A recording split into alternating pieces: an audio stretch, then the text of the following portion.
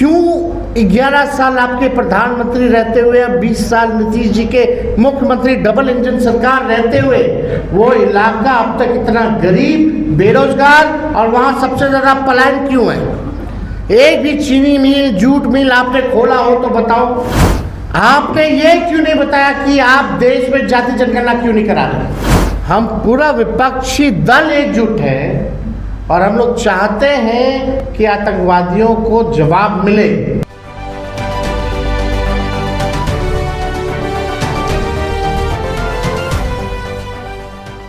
रहता है, लैंड हमारा ग्रसित रहता है, तो आप गुजरात को बिहार से ज़्यादा दिए कि नहीं दिए बाढ़ राहत के नाम पे? ये मेरा जेन्युइन सवाल है। इस पे प्रधानमंत्री जी ने क्या कहा? और हम लोग विपक्ष के लोग जानना चाहते हैं कि बिहार आए, जिस इलाके आए हैं, मधुबनी, मिथिला, क्यों 11 साल आपके प्रधानमंत्री रहते हुए, अब 20 साल नीतीश जी के मुख्यमंत्री, डबल इंजन सरकार रहते हुए वो इलाका अब तक इतना गरीब, बेरोजगार और वहाँ सबसे ज़्यादा पलायन क्यों है? एक भी चीनी मिल, जूट मिल आपने खोला हो तो बताओ। कोई कारखाना लगाया हो तो बताओ। कोई फैक्ट्री लगाई, कोई उद्योग लगाया हो तो वो बताए प्रधानमंत्री जी। प्रधानमंत्री जी तो ऐसे है कि शमशान में भी शहनाई बजा दे। जो प्रधानमंत्री जी है हमारे, रोकिए। कहां से ये कौन जिम्मेवारी लेगा? आप भाषण में आप पिछड़ा, दलित, वंचित, शोषित, हर बार शोषित, वंचित सामाजिक न्याय की बात कर रहे थे। आपने ये क्यों नहीं बताया कि आप देश में जाति जनगणना क्यों नहीं करा रहे? और जब हम लोग प्रस्ताव लेके प्रधानमंत्री जी से मिलने गए थे तो आपने मना क्यों किया था कि आप नहीं कराइएगा?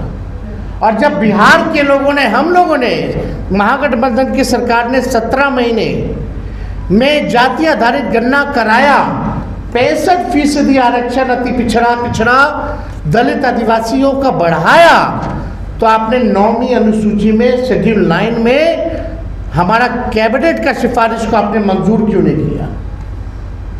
जहाँ जितने राज्य आरक्षण बढ़ा रही हैं, पिछड़ों का, अति पिछड़ों का, दलितों का, उन राज्यों को आप शेड्यूल 9 में क्यों नहीं डाल रहे? जैसे तमिलनाडु का है।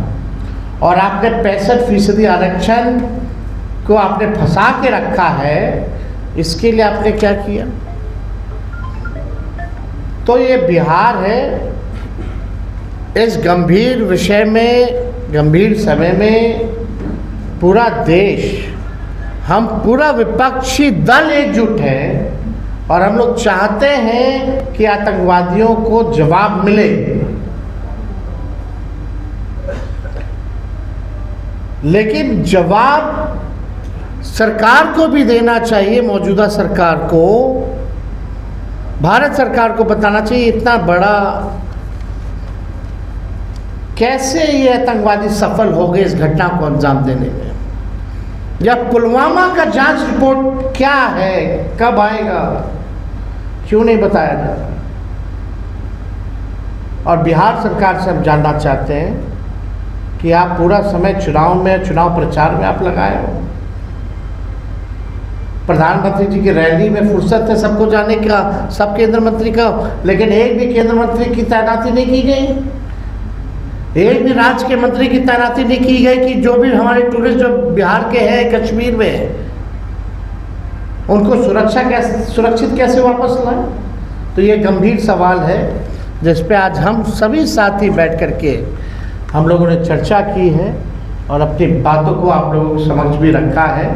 और आगे का जो हमारा कार्यक्रम होगा वो भी हम लोगों ने बताया। जो मेन कोऑर्डिनेशन कमेटी है वो पूरी तरीके से तैयार है और उसमें अलग अलग कोऑर्डिनेशन कमेटियों का भी हम लोगों ने निर्माण किया है, विच इज़ इंटरनल, बट आप लोग तो सब लोग जानते हैं। इसमें मीडिया के भी कोऑर्डिनेशन के लिए भी है, स्पोक पर्सन का भी है, मैनिफेस्टो का भी है, सोशल मीडिया का भी। प्रधानमंत्री आपने इस तरीके का भाषण प्रधानमंत्री नीतीश कुमार का रहता है, उनका कहना है कि आपके साथ रहे कुछ नहीं हुआ, एनडीए के साथ आए तो विकास हुआ। देखिए, इस पर कोई टिप्पा टिप्पणी, मुख्यमंत्री जी पे कोई टिप्पा टिप्पणी हम नहीं करना चाहते। आप भी स्थिति को जान रहे हैं उनकी, हम भी जान रहे हैं, और बिहार के 13-14 करोड़ भी उनकी स्थिति को जान रहे हैं। उनसे हम सवाल नहीं पूछना चाहते, ना हम उनको कुछ कहना चाहते हैं। बस एक बात ज़रूर है कि उनको इस स्थिति में देख करके हमको पीड़ा होती है।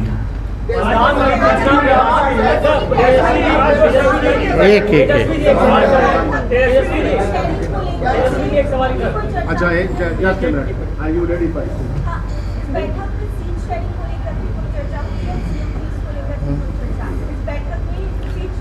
देखिए आप लोग, जो आप लोगों के लायक का सवाल ही नहीं, वही क्यों पूछती है?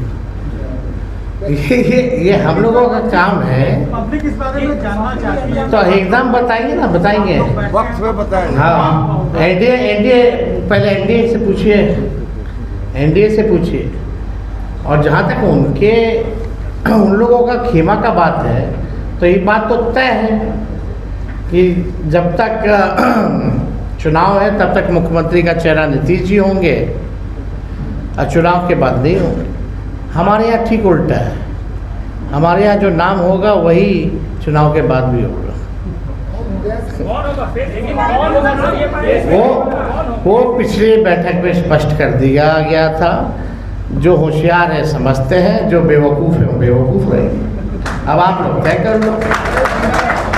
और केंद्र सरकार ने कड़े कदम उठाए, उसके बावजूद एक सर्वदलीय बैठक भी बुलाई है। केंद्र की सरकार ने सर्वदलीय बैठक भी बुलाई है पाकिस्तान के कार्यक्रम में।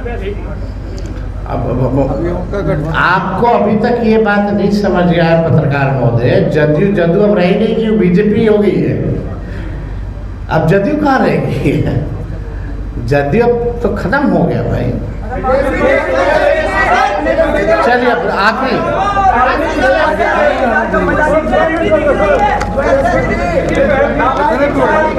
चलिए बहुत बहुत थैंक यू, शुक्रिया।